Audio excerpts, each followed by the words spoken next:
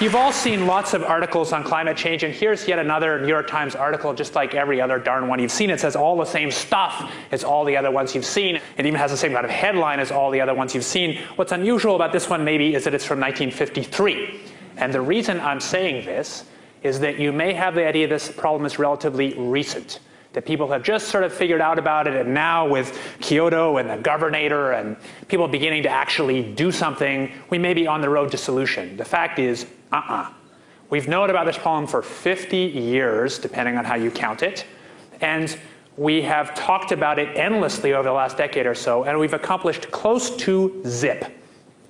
This is the growth rate of CO2 in the atmosphere. You've seen this in various forms, but maybe you haven't seen this one. What this shows is that the rate of growth of our emissions is accelerating, and they're accelerating even faster than what we thought was the worst case just a few years back. So that red line there was something that a lot of skeptics said the environmentalists only put in the projections to make the projections look as bad as possible, that emissions would never grow as fast as that red line, but in fact they're growing faster. Here's some data from actually just 10 days ago, which shows this year's minimum of the Arctic sea ice, and it's the lowest by far.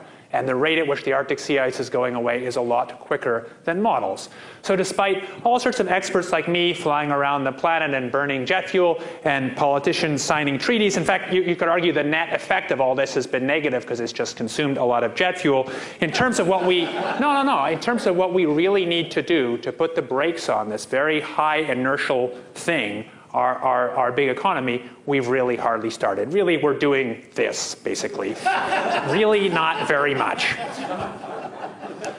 I don't want to depress you too much. The problem is absolutely soluble, and even soluble in a way that's reasonably cheap. Cheap meaning sort of the cost of the military, not the cost of medical care.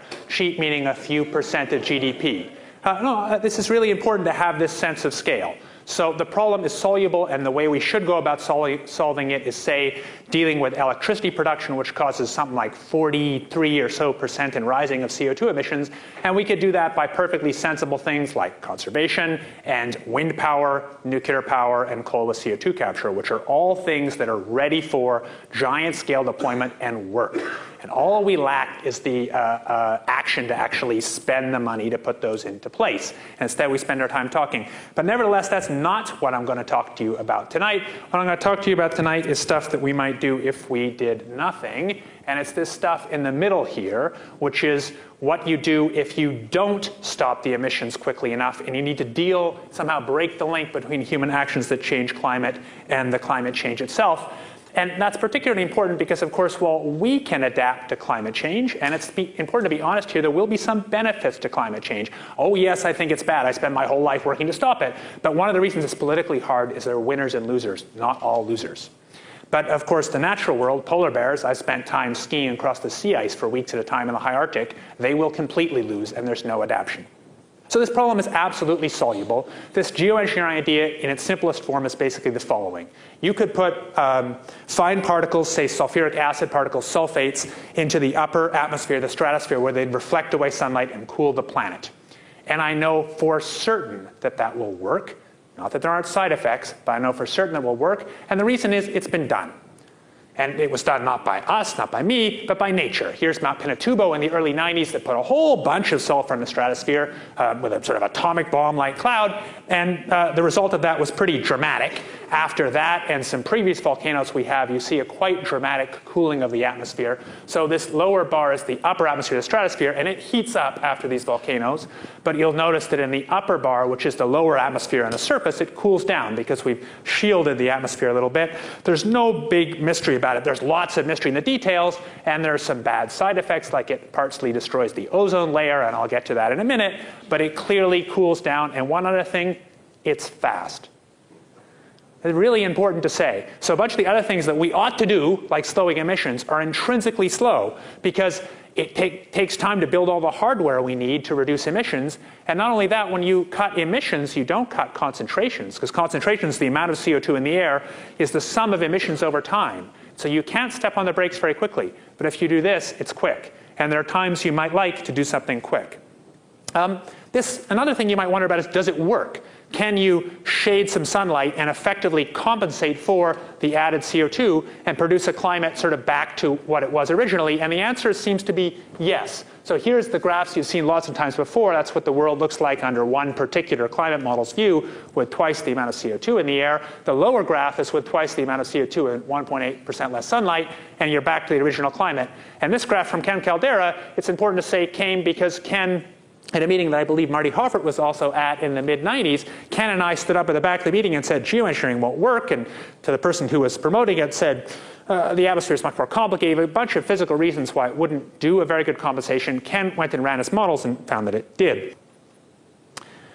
This topic is also old. That report that landed in President Johnson's desk when I was 2 years old, 1965, that report, in fact, which had all the modern climate science, the only thing they talked about doing was geoengineering. It didn't even talk about cutting emissions, which is an incredible shift in our thinking about this problem. I'm not saying we shouldn't cut emissions, we should, but it made exactly this point. So in a sense, there's not much new. The one new thing is this essay. So I should say, I guess, that since the time of that original President Johnson report and the various reports of the US National Academy, 1977, 1982, 1990, people always talked about this idea, not as something that was foolproof, but as an idea to think about. But when climate became politically a hot topic, if I may make the pun, in the last 15 years, this became so un-PC we couldn't talk about it. It just sunk below the surface. We weren't allowed to speak about it. But in the last year, Paul Crutzen published this essay saying roughly what's all been said before, that maybe given our very slow rate of progress in solving this problem and the uncertain impacts, we should think about things like this. He said roughly what's been said before. The big deal was he happened to have won the Nobel Prize for ozone chemistry, and so people took him seriously when he said we should think about this, even though there will be some ozone impacts. And in fact, he had some ideas to make them go away. There was all sorts of press coverage all over the world, going right down to Dr. Strangelove Saves the Earth from The Economist. And that got me thinking. I've worked on this topic on and off, but not so much technically. And I was actually lying in bed thinking one night, and I thought about this child's toy, which is hence the title of my talk. And I wondered if you could use the same physics that makes that thing spin around in the child's radiometer to levitate particles into the upper atmosphere and make them stay there. One of the problems with sulfates is they fall out quickly. The other problem is they're right in the ozone layer, and I prefer them above the ozone layer. And it turns out, I woke up the next morning and I started to calculate this, and it was very hard to calculate from first principles. I was stumped. But then it found out that there were all sorts of papers already published that address this topic because it happens already in the natural atmosphere. So it seems there are already fine particles that are levitated up to what we call the mesosphere, about 100 kilometers up, that already have this effect. I'll tell you very quickly